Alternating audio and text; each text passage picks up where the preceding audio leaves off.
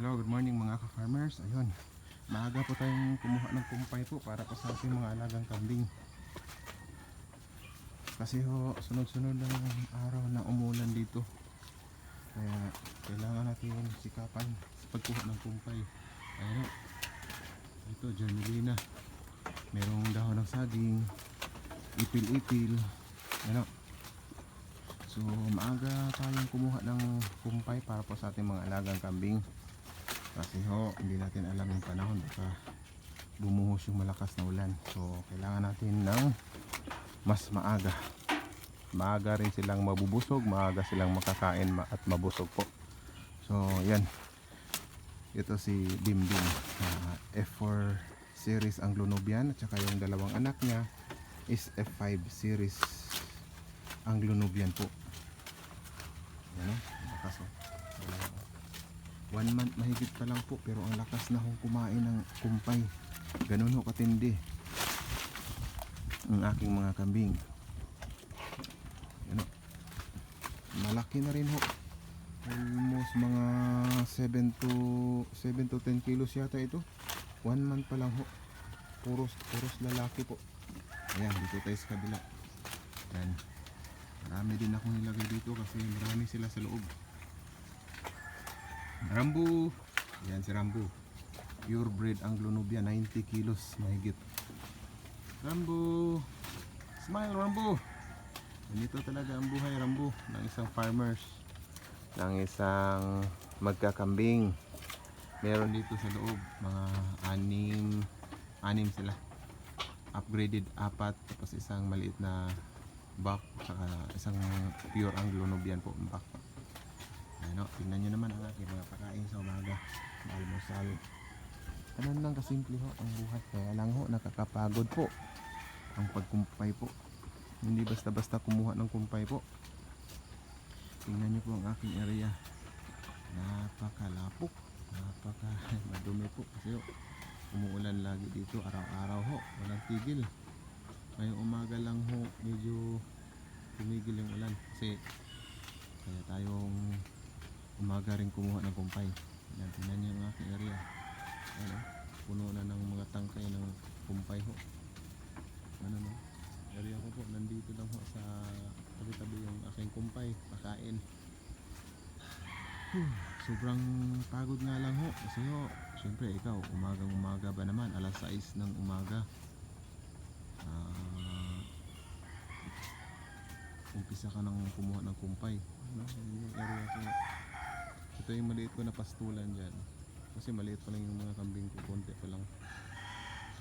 Ano, tsaka ito sila si Rambo, may dahon ng niyog, dahon ng saging, hermelina, dahon ng mencinitas po. Walang pili po yung mga kambing ho. Pag nakakulong sila, kung ano yung ilagay mo, talagang kinakain nila sa sobrang gutom.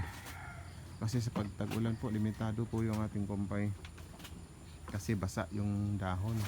Saka yung kambing ko, maselan po sa mga basa na dahon po, hindi nila kinakain.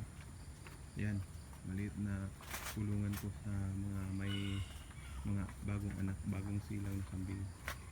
Dapat sinisiparate po natin yung maliliit na kambing para hindi maapakan ng mga malalaking kambing at hindi sinusungay ng mga ibang kambing po. Dapat nakaseparate po yung ina tsaka dalawang anak niya, or ilan ba yung anak niya, 4, 3 po. Dapat siniseparate natin ang kulungan para safety first po tayo kasi medyo may pressure yung ating kambing, kaya kailangan nating ihiwalay sila sa kanilang mga kasama ng kambing kasi sinusungay po sila, sinasaktan po sila ng ibang kambing. Kaya dapat meron tayong maliit na kulungan para sa mga maliliit na kambing. Ayan o, yung mga upgraded natin, gustong gusto nila yung hermelina. Ay, pasok tayo dito, pasok tayo sa aking maliit na kambingan. Pasok tayo dito, pasok mga ka-farmers. Tingnan nyo po ang lupa, basang basa o, aking patubig. Ay, ang dumi. Yan, ito na po yung entrance ng aking sa bahay ng kambing ho. Tingnan nyo naman, sako lang yan pero rock. Wala kasi tayong budget ho. So, konti lang yung budget natin. Importante ho, nakapag-umpisa ho tayo. Yun yung pinaka-importante. Nakapag-umpisa tayo sa ating plano. Ayan ho, dito na to. Ito na po yung aking mga upgraded na kambing at saka kasama ang purebred Anglo-Nubian ho. Umagang kay ganda. Alas 6 po ng umaga ho. Kain na po sila. Wala tayong sasayangin na oras po. Pag ang kambing po ang gusto nating gusto natin silang maging malusog araw-araw. Gusto natin silang malusog sa umaga, tanghali, hapon. Kailangan ho nating bilisan pagkuha ng kumpay. Rambo, kain Rambo. Ano, aking mga upgraded. Yun yung aking tahok, darak. Lagayan ko ng inumin nila. Tingnan nyo naman. Medyo pagod po. Nakakapagod po. Pero masaya ho pag tapos ka na ho magpakain sa kanila. Pag busog na po sila, masaya ho. Masaya ho sa pakiramdam. Kaya lang ho, hindi natin maiwasan yung talagang pagod ho. Yung napipilayan po tayo sa pagkuha ng kumpay. Natural lang po yun. Kasi ho, ganito talaga ang pag-uumpisa ng pagkakambing. Hindi talaga easy yung pamamaraan. Kailangan natin ng tamang pamamaraan para sila ay maging malusog lagi. Happy farming po mga ka-farmers. Tuloy-tuloy lang po tayo. Huwag po tayo magpadala sa mga bashers na yan. Tuloy-tuloy lang. Mabuhay po kayo. Salamat po.